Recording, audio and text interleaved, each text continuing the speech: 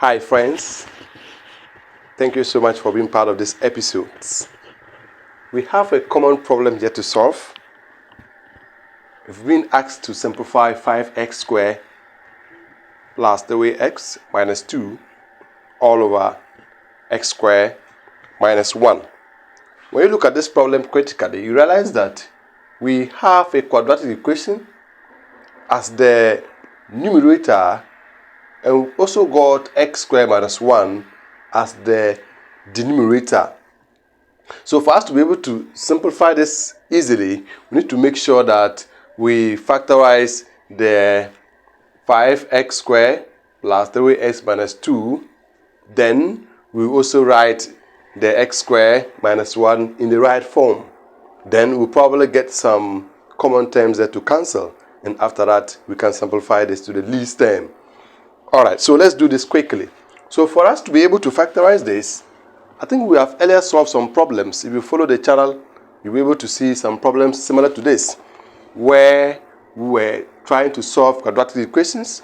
Then I said that, okay, for us to be able to factorize these three terms, then we need to employ a principle or a term called factoring method.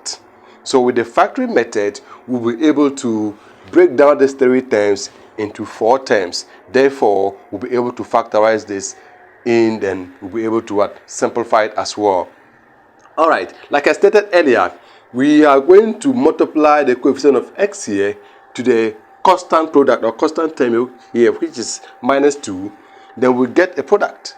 Then we then find 2 factors of that product. Then when we add them, we are going to get the b term, which is 3 here. And when we multiply them, we are going to get the product we've got here, which is minus 10. So remember, if here is 1, you just multiply 1 by this and you take the product of this. But if here there's a number before the x squared, that is the coefficient of x squared, then you've got to multiply that number by the constant term here. Then you get the product. So here we have 5 times minus 2, which is giving us minus 10. Alright, so we can get factors of minus 10, which is 1, 2, 5, and 10. Alright, so we're going to pick 2 of these factors. When we add them, we are going to get 3x. When we multiply them, we're going to get minus 10. So looking at this, you realize that 2 and 5 are appropriate figures here. But we wouldn't just take 2 and 5. This is because 10 here is minus. So we've got to negate one of them to be able to get the appropriate value. So if we negate 2, then we'll be able to get positive 3 here if we add them. And we will negate 2 as well. We'll be able to get negative 10 here if we multiply them. So we're going to have minus 2 plus 5, which is equals to what? Minus 10.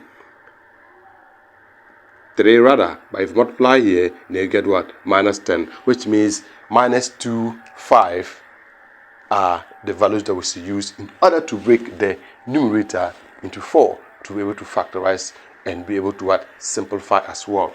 Alright. Let's take this off and move forward. Alright, so we have solution here. Let's clean this.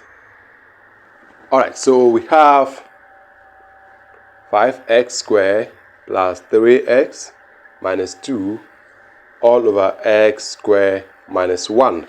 Remember, this is difference of 2 squares. So we're going to break this into 2 as well. Alright, so let's factorize this. As we know, we're going to use 5 and negative 2. So we have 5x squared plus 5x, okay, minus 2x minus 2. Alright, so we are going to put this together. Then we'll be able to factorize. We have common terms here already. So we have 5x squared plus 5x, bracket close, minus bracket open, 2x minus 2, bracket close. So we'll bring our x squared minus 1 square here. Okay, you can bring it here at the same time, just trying to manage the space.